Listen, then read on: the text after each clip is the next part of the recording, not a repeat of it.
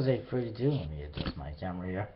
I recently did the 2014 Card Awards, as voted by you, but I did have some people asking me, inquiring, as to what I would have voted, so I figured, let's take a look. For the Bicycle Deck of the Year,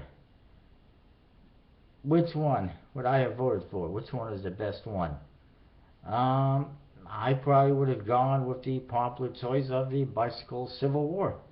Not because it's Jackson Robinson, but because they're well done. I mean, they stand head and shoulders above the rest, pretty much. Fury 11 Deck of the Year, I would not have gone with the Copper Rarebits. I kind of like the Tycoons because they're original, they're elegant, they're classic, and I just like them. They're just not they're not a recolor, and so that makes them a hell of a lot better than some of the other decks we had. Club 808 Deck of the Year. I probably would go with what most people said, the Bicycle Nightshade. I might have said the Bicycle Joker if they had actually done more Jokers instead of just doing like half the deck. It would have been nice if they had included more. And if they had like 54 Jokers, 56 Jokers, it would have been great. Illusionist Deck of the Year. Well, let's put it this way, it's not, I would not vote for any Madison decks, that's for sure. I would probably go with, again, the popular decision of the Prohibition series. For Blue Crown and House of Playing Cards Deck of the Year, my favorite would have had to have been, it's really close.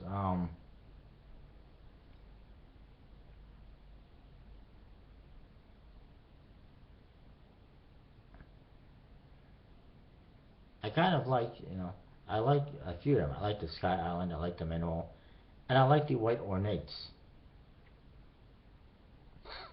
And even the Brazil 2014 deck is not bad. It's just, it's very hard. If I had to choose one that was by Ido Hong, I'd probably choose the Sky Island.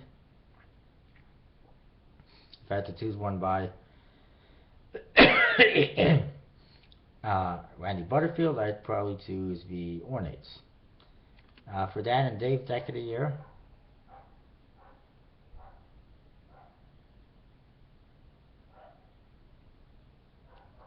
and there's a dog barking outside. Anyways, for Dan and Dave Deck of the Year, I probably would have to say, without a doubt, not the Smoke and Mirrors Gold, because, I mean, it's got a very nice box and everything, but it's just more of the same old, same old. I like the Voltees.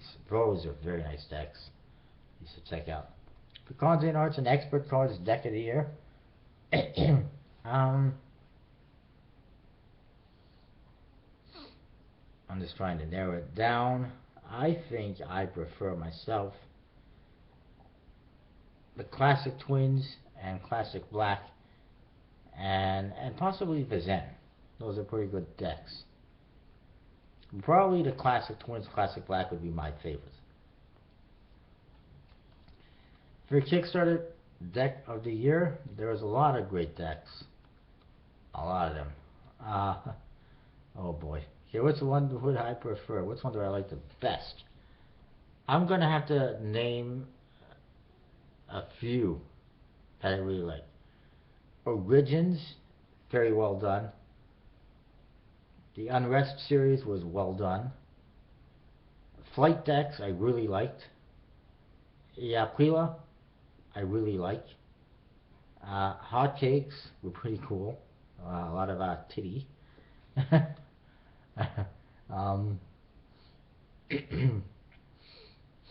And some I'm still waiting actually to see, like the Cold Spike, so it's hard for me to say.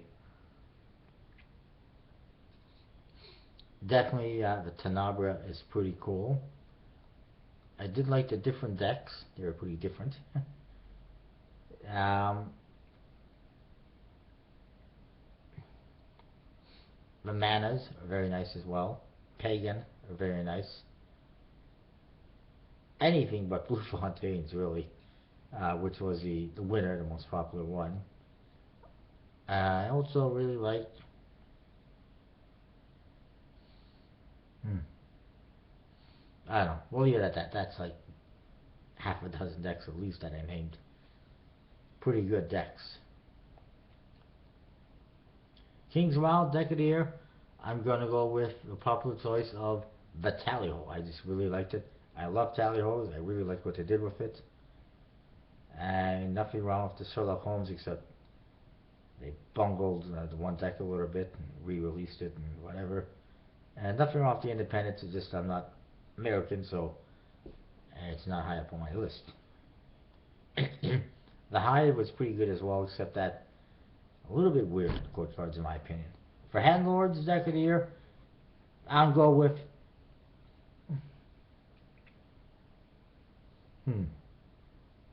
probably April Fool's deck. It's just a really fun deck, colorful, and I like it. For collectible point cards deck of the year, this was a close one as it was, and there's so many decks,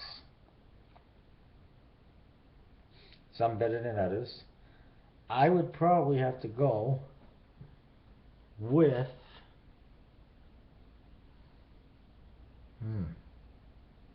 well, I like the Elegance, the Bicycle Elegance, and the Old Masters wasn't bad, and the Physiques were pretty good too, from what I can recall. Gambler's Warehouse deck of the year.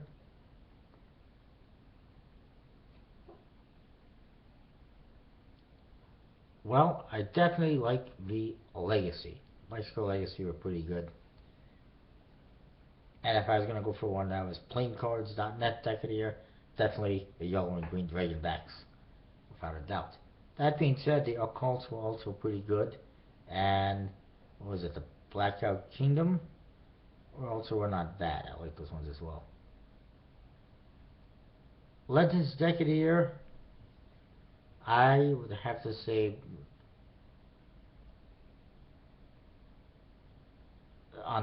based on the list that I have, the Lux are very nice by Randy Butterfield. If I didn't include the Lux, I had to say the Serpentine.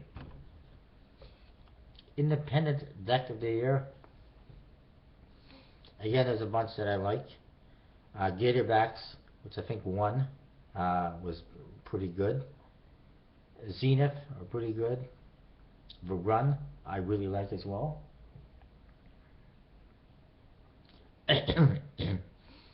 and the Lux, of course. And Stockholm 17. and the Scarlet Pearls, I also really liked. But those are a little bit lesser known. Coterie 1902, if I had to say one, I'd probably be saying the Question deck. Not the Dark Diamond, which won. Alloy Steel deck of the year has to be Tally Ho's for me because I love Tally Ho's and I love Circlebacks and I love all the colors that they came out with. I just didn't love the price tag, but it is what it is.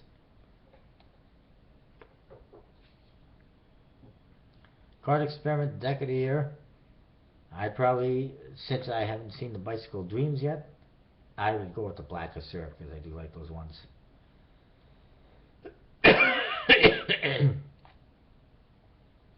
Best new company.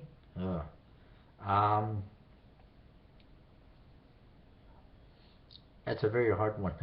There's a lot of good new companies out there.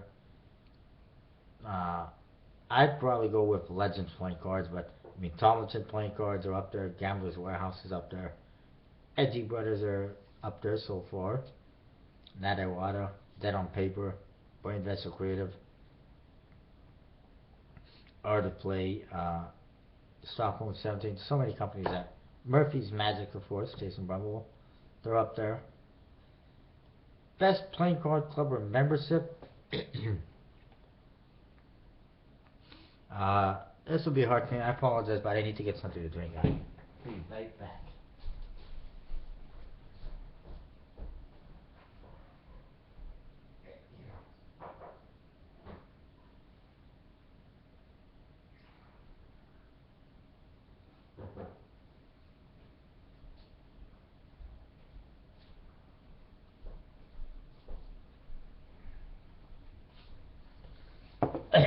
I apologize about that.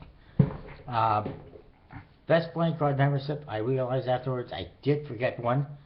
That be the 52 plus Joker Club, which is a club for card collectors, old and new, lots of vintage decks in there. But you don't really get anything with the membership. You just get to be a member. Except this year they actually had a deck.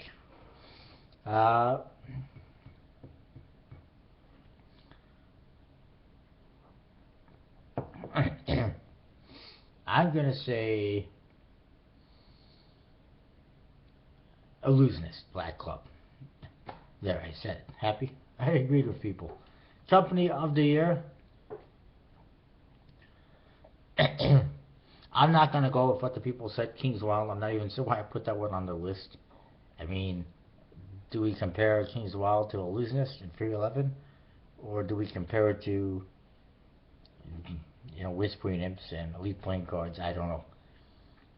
I would have to probably say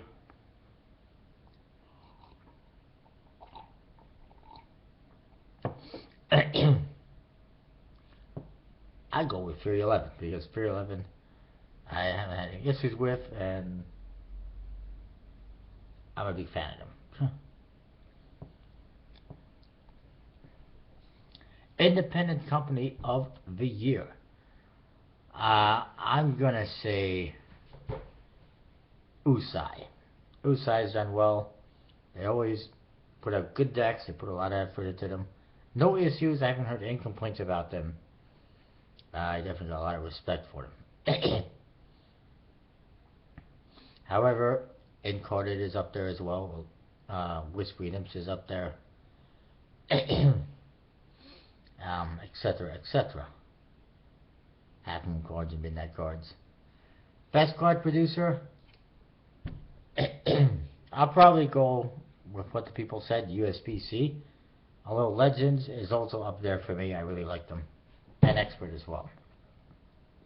And apparently Make Play Cards has a new Air Linen finish or stock that's supposed to be very similar to USPC and these other companies. So that might make them more important. That it might be good for them. Biggest blunder of the year? I think they're all big blunders.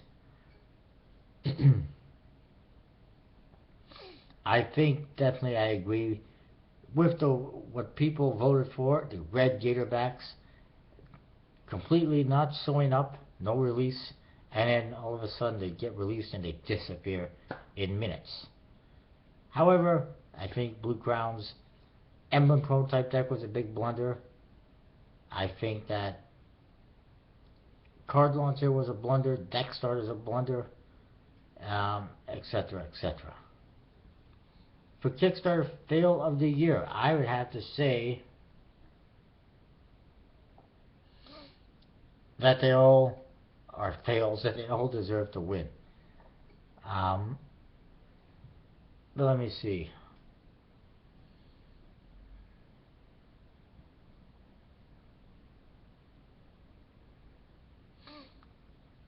I agree with what the people voted with for Alice of Wonderland.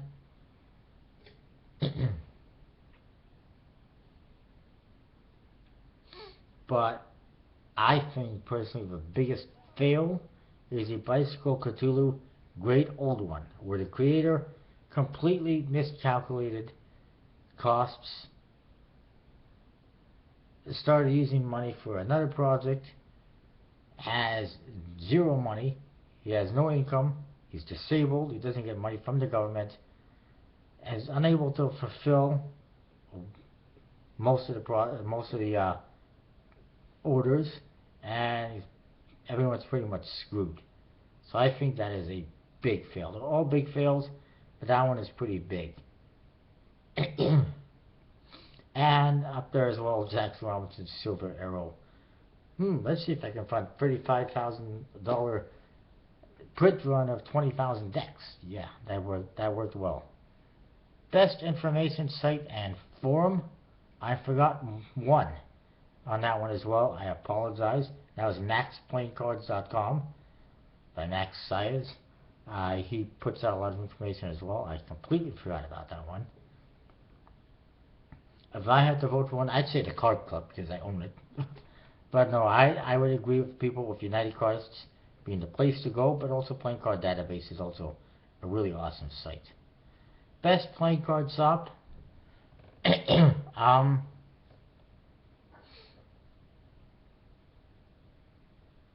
I would have to say, well, first of all, the OneExact.com, it doesn't even exist anymore. I'm going to say collectibleplayingcards.com and artofplay.com and playingcards.net. They're all up there. They all offer lots of great decks, and they're all pretty good businesses. They're well run. No complaints. I haven't had any issues with any of them. Can't say the same for B and Poker World or MERS 67. That's for sure. And that's that. Oh, and JP Playing Cards as well. They should be noted.